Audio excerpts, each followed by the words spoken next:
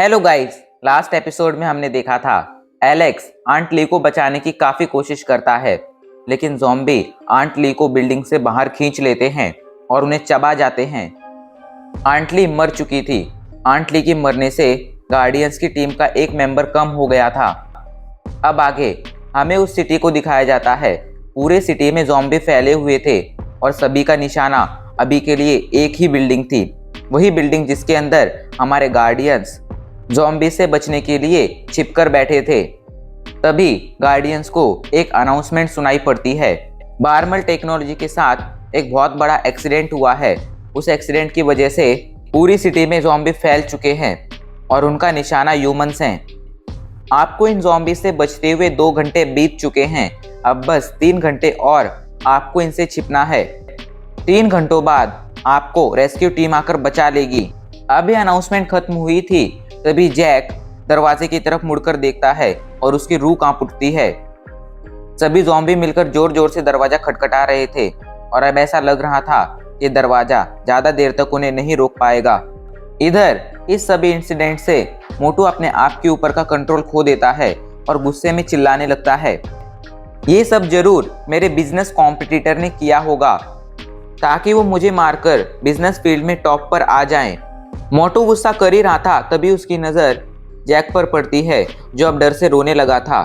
मोटू का गुस्सा और बढ़ जाता है और वो जैक को मारने जाने लगता है, पर तभी बीच में एलेक्स आ जाता है और उससे कहता है, ये तुम क्या कर रहे हो? क्या तुम्हें समझ नहीं आ रहा है? हम एक बहुत बड़ी मुसीबत में फंसे हैं। ऐसे में अगर हम आपस में लड़ेंगे तो इससे हमारा ही नुकसान होगा।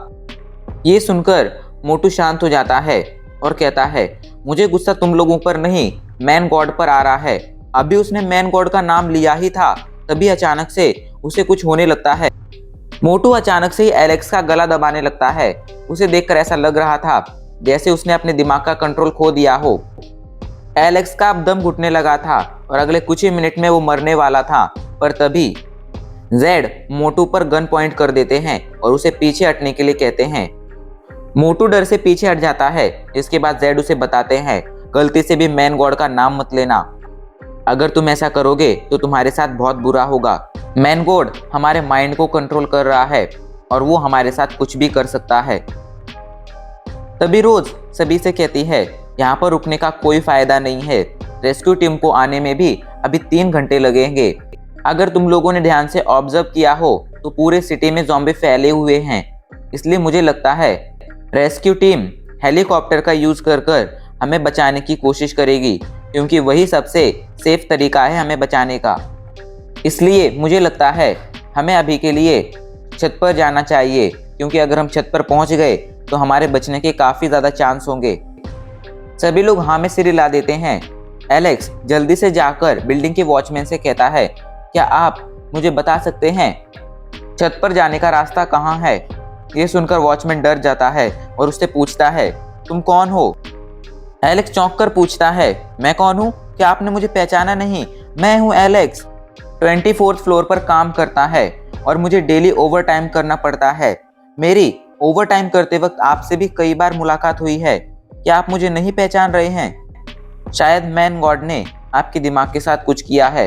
एलेक्स ने मैन गॉड का नाम लिया ही था, तभी उसे झटके लगने लगते हैं और वो जमीन पर गिर पड़ता है। जेड आकर उससे कहते हैं, मैंने पहले ही कहा है इस दुनिया में मैन गॉड का नाम मत लेना। और एलेक्स, ये दुनिया असल में एक पैरेलल वर्ल्ड है। यहाँ पर तुम्हें तुम्हारे जान पहचान के लोग मिलेंगे, लेकिन वो तुम्हें नहीं पहचानेंगे क्योंकि उन्होंने अपनी पूरी जिंदगी में तुम्हें कभी देखा नहीं होगा। एलेक्स को समझाने के बाद जेड उस वॉचमैन के पास जाते हैं और उस पर गन पॉइंट करते हुए कहते हैं, चुपचाप मुझे बताओ आखिर इस दुनिया में क्या चल रहा है। अचानक से ही वॉचमैन की आंखों में डर भर आता है और वो बताने लगता है, आज से कुछ दिनों पहले हमेशा की तरह मैं पेट्रोलिंग कर रहा था, तभी मैंने कुछ चीखें सुनी।